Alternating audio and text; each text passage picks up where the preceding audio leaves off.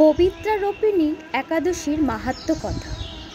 একদিন মহারাজ যুধিষ্ঠির ভগবান শ্রীকৃষ্ণকে জিজ্ঞাসা করলেন, হে প্রভু, শ্রাবণ মাসের শুক্লপক্ষের একাদশীর নাম কি, তা কৃপা করে আমাকে বলুন। শ্রীকৃষ্ণ বললেন, হে মহারাজ, এখন আমি সেই পবিত্র ব্রত মাহাত্ম্য বর্ণনা করছি। মনোযোগ দিয়ে তা শ্রবণ করুন, যা শোনা মাত্রেই বাজপেয় যজ্ঞের ফল লাভ হয়। প্রাচীনকালে দাপর যুগের শুরুতে মহিজিৎ নামে এক বিখ্যাত রাজা ছিলেন। তিনি মাহিষ্মতি নগরের রাজত্ব করতেন। কিন্তু দুঃখের বিষয় এই যে তার মনে বিন্দুমাত্র সুখ শান্তি ছিল না, কেননা তিনি ছিলেন অপুত্রক।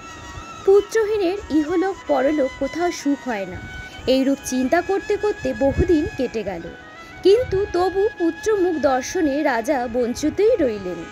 নিজেকে অত্যন্ত দুর্ভাগা মনে করে রাজা চিন্তাগ্রস্ত হলেন।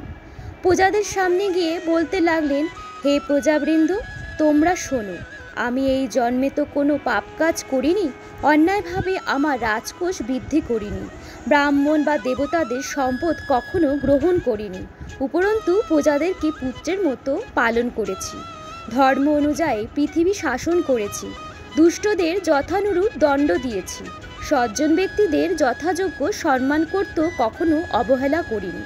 তাই হে ব্রাহ্মণগণ, এই প্রকার ধর্মপথ অবলম্বন করা সত্ত্বেও কেন আমার পুত্র লাভ হলো না, তা আপনারা কৃপা করে অনুসন্ধান করুন।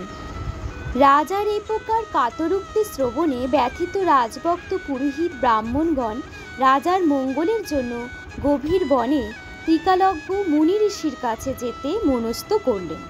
বনের মধ্যে ঋষিদের আশ্রম সকল দেখতে দেখতে তারা এক মুনির সন্ধান পেলেন।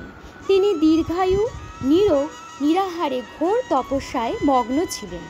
সর্বশাস্ত্র বিশারদ, ধর্মতত্ত্বজ্ঞ ও ত্রিকালজ্ঞ সেই মহামুনি লোমশ নামে পরিচিত। ব্রহ্মার এক কল্প অতিবাহিত হলে মুনিবরের গায়ের একটি লোম পরিত্যক্ত হতো।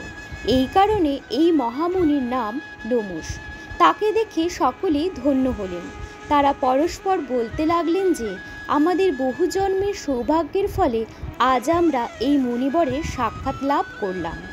তারপর ঋষিবর তাদের সম্বোধন করে বললেন, কী কারণে আপনারা এখানে এসেছেন এবং কেনই বা আমার এত প্রশংসা করছেন, তা স্পষ্ট করে বলুন।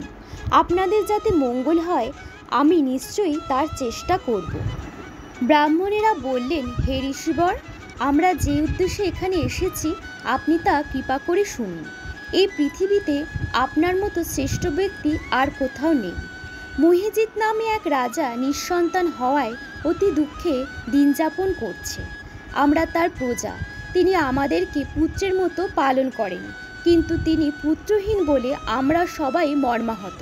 তার দুঃখ দূর করতে আমরা এই বনে প্রবেশ করেছি।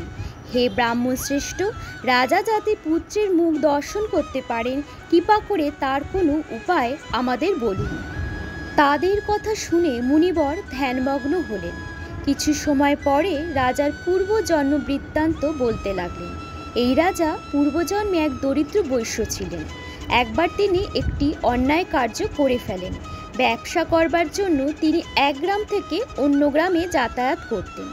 একসময় জ্যৈষ্ঠ মাসের শুক্লপক্ষের দশমীর দিনে কোথাও যাওয়ার পথে তিনি অত্যন্ত তৃষ্ণার্ত হয়ে পড়েন।